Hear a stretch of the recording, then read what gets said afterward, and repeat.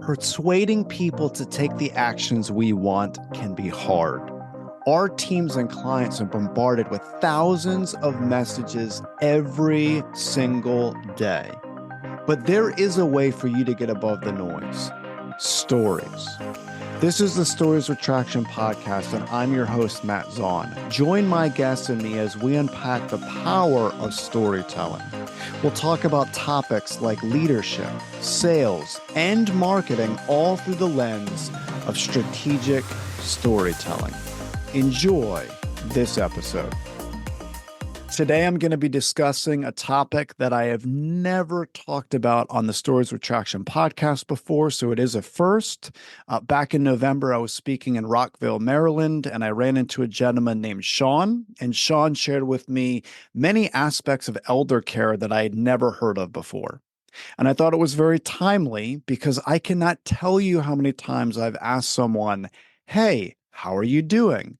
And they'll say, "Oh, work's going great, but I'm really concerned about my aging parents."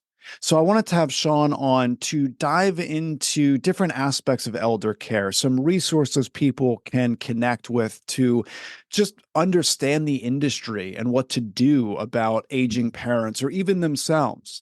So I'm really excited for this conversation. We talk about different things that I had never heard of before and some things that I know will be interesting to you as well.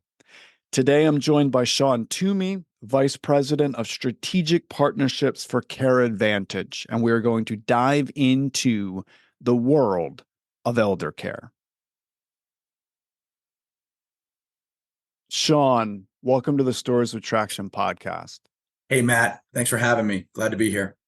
Thanks for your time. I know you're extremely busy, so I really appreciate your time today. And the reason why I wanted to have you on is because this is a very unique topic, at least for me. It's something that I'm fascinated with, partly because very few people talk about this. Very few people want to talk about this. I feel like this is a topic people avoid until it's too late. So I want to just give a little bit of clarity to your industry, as well as people that might need your services sooner than they want to admit.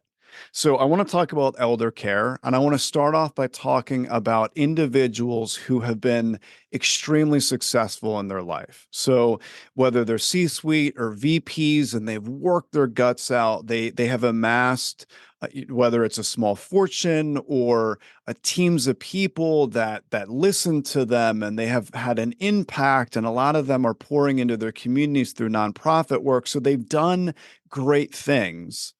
And then they come to grips with the idea that maybe they can't even take care of themselves anymore.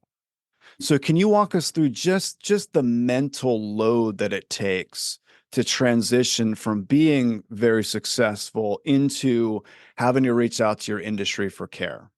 Yes. Our company actually provides private home care. So caregivers and skilled nurses that go into people's homes and help them with their, the industry term is activities of daily living. Anybody who's around this has heard of ADLs before. And so many of our clients, so we're very familiar with the profile that you just outlined, highly successful people that have done great things in business, have, been leaders and things like that. And then in the next stage, as they begin aging, need this additional support. And oftentimes the response to that type of care, to this type of need, is resistance. That type of person kind of feels like they should be providing and they should be helping and they should be the ones doing the support. But the reality is, we're all human, and sometimes our needs just become what they are. Whether it's a physical need, oftentimes people have their physical body begins to break down through arthritis or through an episode that might happen, a stroke or something like that. And they just need that extra level of support to help with their personal care. On the flip side, some people's bodies are intact and they begin to have, cognitive decline. And that's also a time when people need services like ours to come in. So what we try to do is create strategies and kind of outline how a little bit of support can prevent you from needing a lot of support. And oftentimes that's a great way to start services like ours. So I appreciate you mentioning that. And while you're talking, it brought up a conversation that I had a while back with a gentleman named Jacob Brown. So Jacob Brown shared a fascinating story with me regarding his rise and fall in the NFL. And it's amazing because a lot of people will see incredible superstar athletes, and it's almost like a fantasy world. We put them on a pedestal. We think it's a glitz and glamour industry. It's amazing. Look at tens of thousands of people watching them. And he really shared part of the horrors of the NFL, where a lot of people tie their identity up in it. And then when they break a leg or when they severely injure themselves and they're no longer NFL athletes, there's a tremendous amount of mental health issues that come along with that. And I don't think this is being talked about enough when it comes to people transitioning into the next stage of their lives, because there's a similar idea where someone has an incredibly successful life, and then they're not even successful to the point of being able to take care of themselves. So there's a major block. Now, I believe that the only real research done on something even remotely close is when it comes to veterans coming back from war.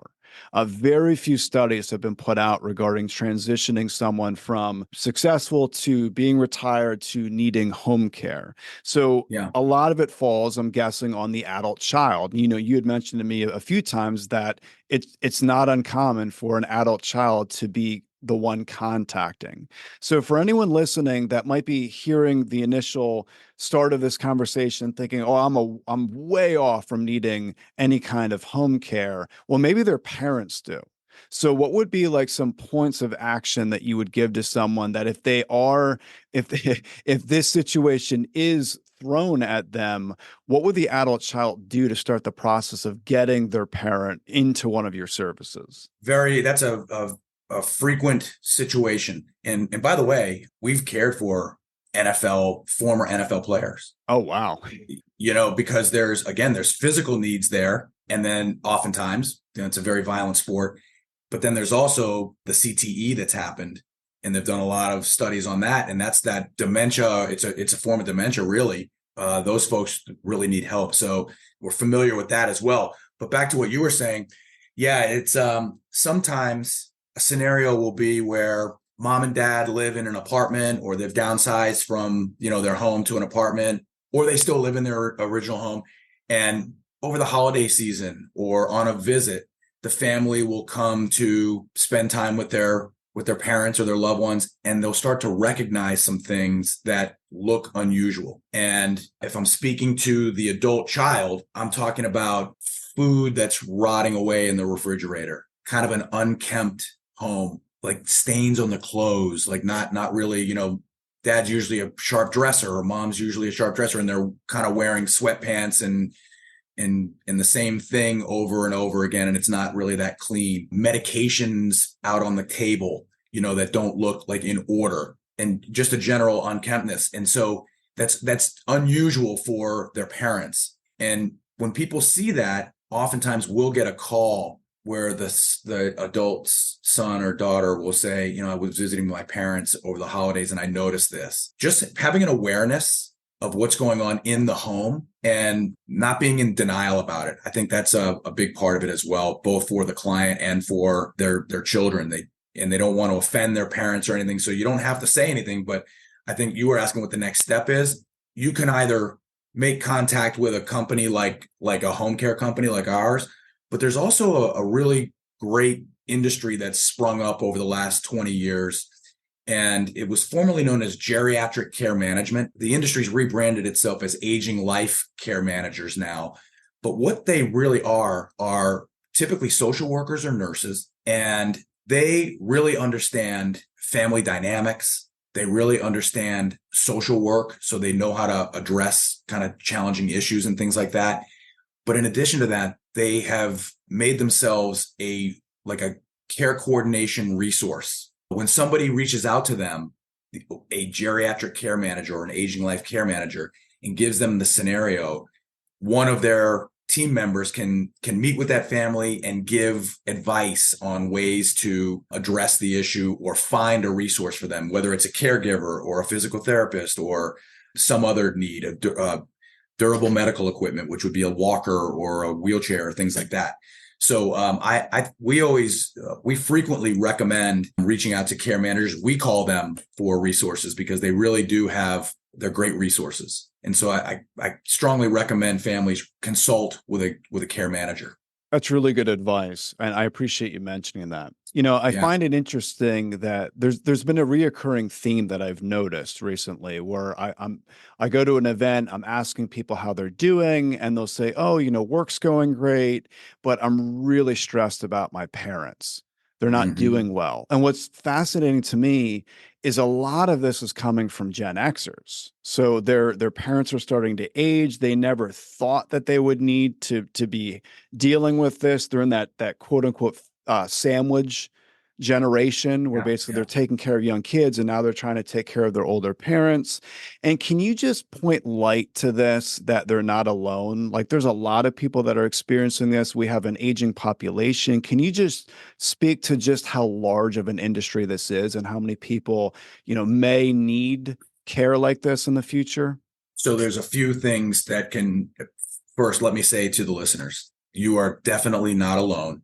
There's lots of people that are going through very similar scenarios, and there are resources out there to even support groups. I mean, if folks are into that, there are ways to find support groups for this thing, because it is very difficult to watch, somebody that you love go into decline. You're definitely not alone. But in terms of the size and scope of the issue, in the past, the elder care industry, the personal home care industry that Care Advantage operates in, typically was sort of a cottage industry, small mom and pop shops with a couple of, a handful of clients or a few, a roster of caregivers and a small group of clients in a local area, because it was mostly private pay, out of pocket. And so, but what's happened is, because of the aging population, the baby boomer generation, there's 76 million people in that generation. And at this point, 10,000 people a day turn 65 every single day for like the next 20 years, Matt. 10,000 Americans turn 65 every single day for the next 15 or 20 years. So they call it a silver tsunami. And they're going to have needs. This group is going to have needs, whether it's housing, care, like what I'm talking about, even acute care, hospitals and rehabilitation centers and things like that. So these are massive numbers. What's happened is our industry, almost a little bit through COVID, almost got like some props in a way, where the legislators were able to see that the benefit of home care was keeping the cost down, keeping people out of acute care facilities. And not everybody needs 24/7 home care. So it's very rare for somebody to go from perfectly healthy in retirement or their second career to, we need a caregiver in here day and night. It usually starts with, I mentioned this kind of in my opening, a little bit of care can prevent a lot of care, because it's fall prevention is a big one. Balance issues happen as we age. And so if we can prevent a fall and a broken hip, you can get a reasonable amount of help with your activities of daily living without needing total care. So people can ease into this, is what you're saying. They can slowly ease into the process of full-time care then. They can. A lot of times the way that we get a client, or a client calls us with a need, is, like I said, either there's a recognition that there's some decline happening, but almost as frequently, or maybe even more frequently, it's more of an episode. A fall happens and mom or dad go into the hospital. After a stay there, they get them back to health, but they're weakened. And when they go home, then they need more support at home. And so oftentimes our company will go in, provide care for a significant amount of care, and scale it down until they kind of get back to a baseline. So it can go both ways. You can start with a lot of care and scale it down to, a reasonable amount, or you start slowly and build up to more as needed. And sometimes we've had clients for 5, 6, 7 years that have never increased their care, 4 or 6 hours a day, 5 days a week. And it's helped them maintain their lifestyle for even longer than 5 or 6 years in some cases. There's a lot of flexibility with the service. Shaun, you give us a lot to think about, and I really appreciate it. I really appreciate your time today. I appreciate this conversation. I heard things that I never heard before. I learned there's three big takeaways that I'm going to take from our conversation. The first is I appreciate you mentioning notice signs. So for anyone listening that you're going to be meeting with your parents anytime soon. Shaun mentioned notice the signs: unkept homes, stains in clothing, rotting food, medicine out on the table that's not in order. These are just some signs that something might be happening. And then the second, I appreciate you mentioning that there's support groups for this, as well as the aging life care managers. I think that's really good from a resource perspective. And then also, I appreciate you mentioning that people are not alone in this. You mentioned the silver tsunami and 76 million baby boomers, Mhm. 10,000 people a day turning 65 the next 15 to 20 years, which is staggering. People are not alone in this. I think you gave us a really good simplistic blueprint for people to turn to start the process of helping either themselves or their parents. So thank you so much, Shaun. If people want to get more information on what you do, or they want to inquire about the services your company provides, where's the best place they can go for that information? I would say if you'd like to learn more and just kind of have an individual contact conversation about this, feel free to message me through LinkedIn. And you can also go to our company's website, which is careadvantageinc.com. Perfect. I will include that in the show notes. People could just click and get to it from there. Thanks again, Shaun. I really appreciate your time today. Matt, my pleasure. Thanks for inviting me. Thank you for listening to the Stories with Traction podcast. Please leave a review, since positive reviews will make it easier for others to find this conversation. Next episode will launch on Friday at 8 a.m. Eastern. Until then, remember, if you want to persuade with power and inspire those around you to action, you must share more stories.